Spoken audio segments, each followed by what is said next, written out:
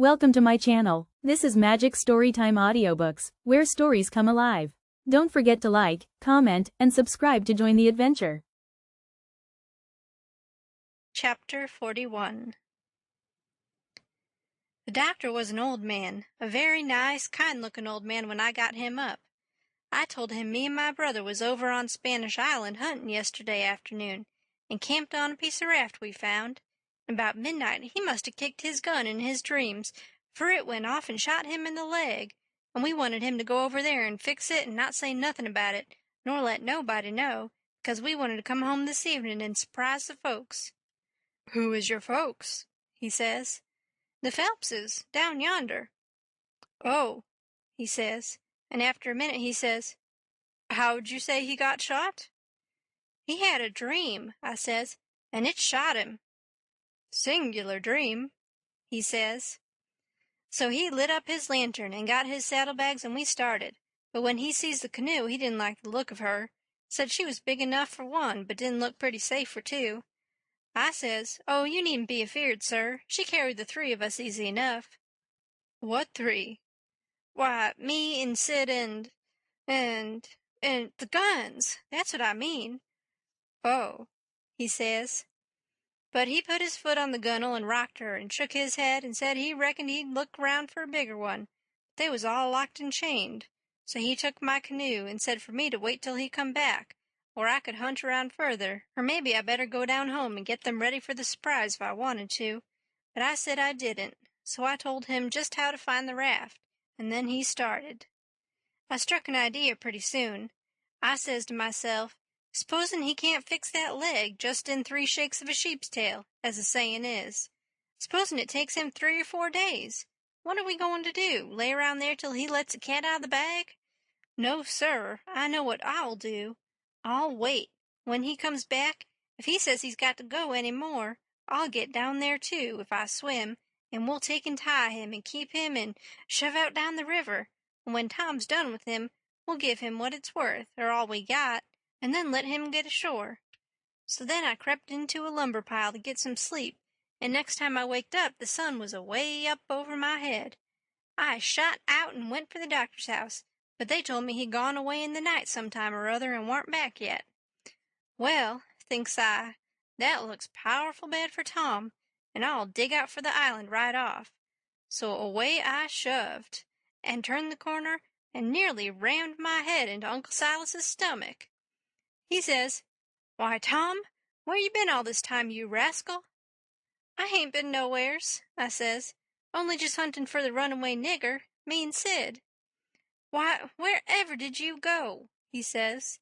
"Your auntie's been mighty uneasy." "She needn't," I says, "because we was all right.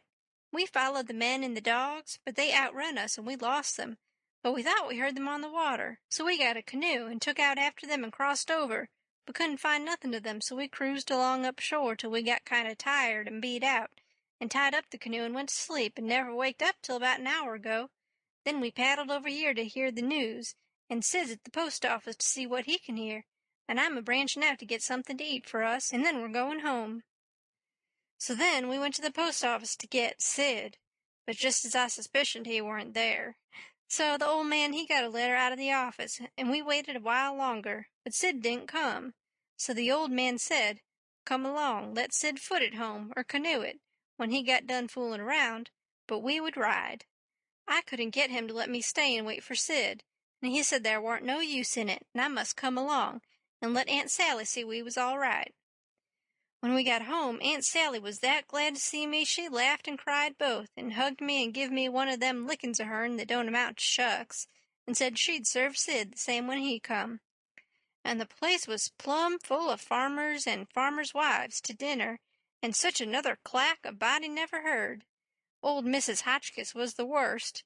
Her tongue was a-going all the time. She says, "Well, Sister Phelps, I've ransacked that 'ere cabin over, and I believe the nigger was crazy." I says to Sister Damrell, "Didn't I, Sister Damrell?" Says I, "He's crazy," says I. Them's the very words I said. "You all hearin' me. He's crazy," says I. "Everything shows it," says I. "Look at that 'ere grindstone," says I. "Want to tell me to any creature in his right mind's going to scrabble all them crazy things onto a grindstone," says I.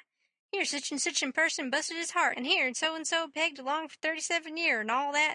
Natural son of Lewis, somebody, and such everlasting rubbish. He's plumb crazy, says I. That's what I says in the first place. It's what I says in the middle, and it's what I says last and all the time. The nigger's crazy. Crazy's Nebuchadnezzar, says I. And look at that 'ere ladder, made out in rags, Sister Hotchkiss, said old Mrs. Damerel. What in the name of goodness could he ever want of?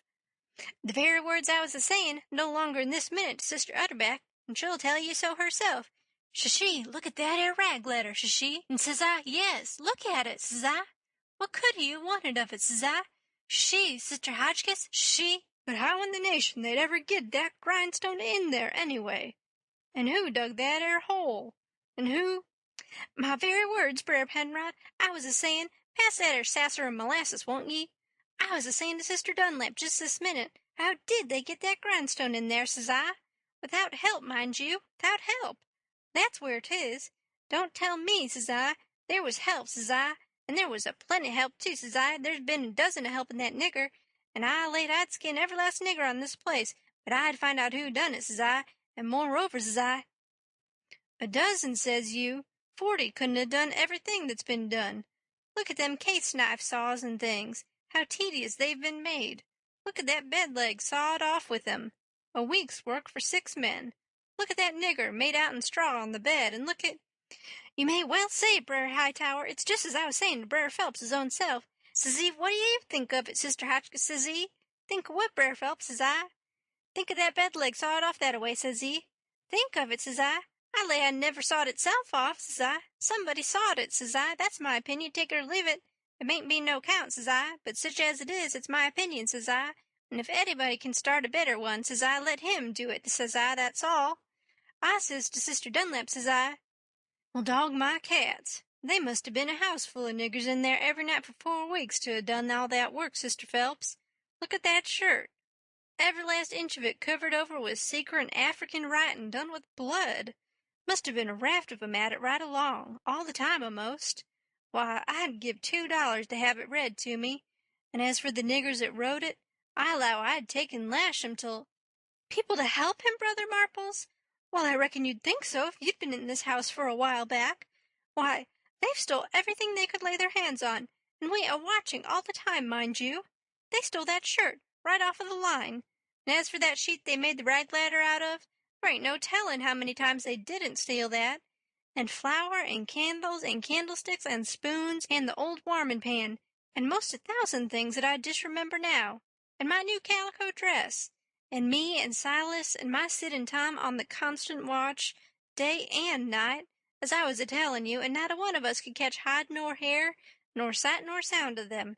And here at the last minute, lo and behold you, they slides right in under our noses and fools us. Not only fools us, but the Injun Territory robbers, too, and actually gets away with that nigger safe and sound, and with that 16 men and 22 dogs right on their very heels at that very time. I tell you, it just bangs anything I ever heard of. Why, spirits couldn't have done it better, and been no smarter. And I reckon they must have been spirits, because you know our dogs, and there ain't no better. Well, them dogs never even got on the track of 'em once. You explain that to me if you can. Any of you. Well, it does beat. Laws alive, I never— So help me, I wouldn't a be— House thieves as well as— Goodness gracious sakes, I'd have been afeard to live in such a— Afraid to live? Why, I was that scared I dasn't hardly go to bed, or get up, or lay down, or sit down, Sister Ridgway.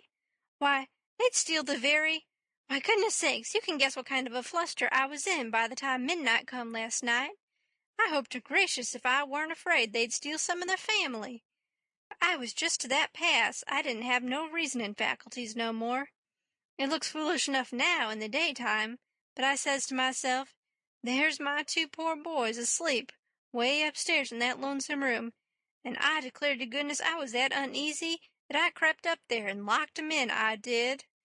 And anybody would, because, you know, when you get scared that way, and it keeps running on and getting worse and worse all the time, and your wits get to addling, and you get to doing all sorts of wild things, and by you think to yourself, Supposing I was a boy, and was away up here, and the door ain't locked, and you—" She stopped, looking kind of wondering, and then she turned her head around slow.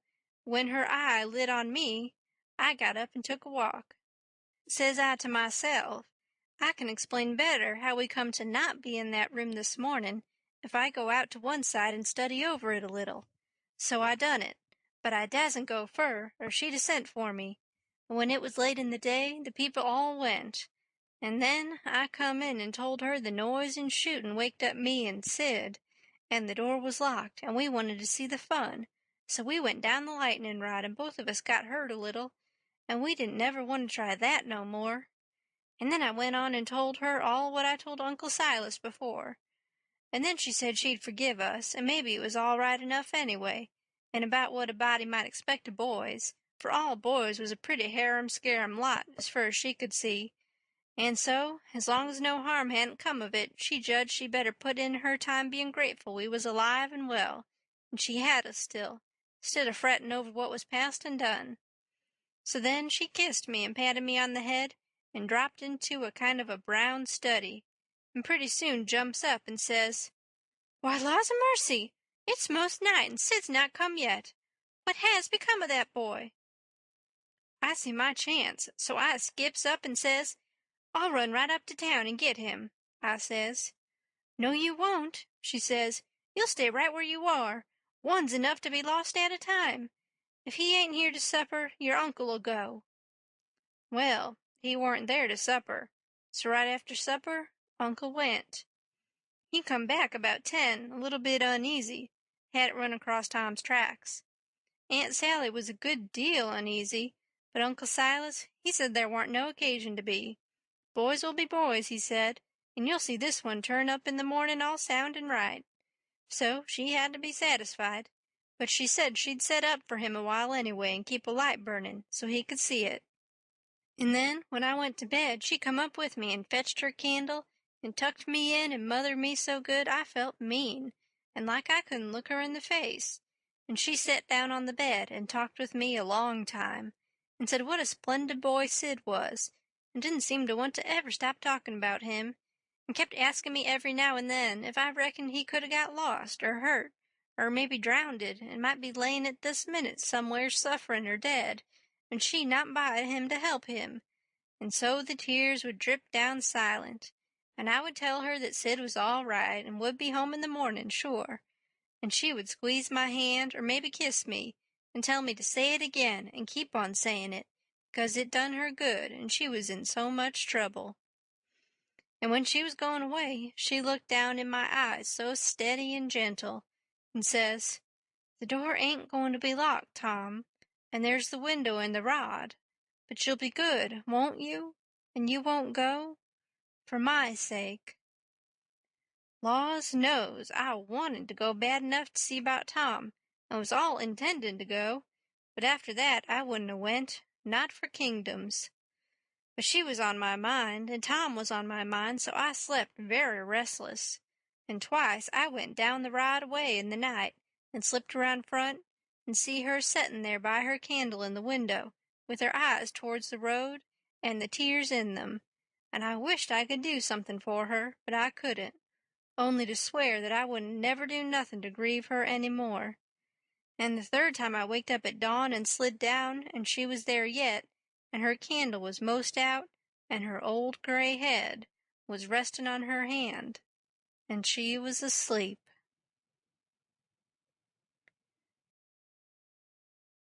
Thank you so much for watching. If you enjoyed the story, don't forget to hit like and leave a comment. And of course, subscribe to Magic Storytime Audiobooks for more magical adventures.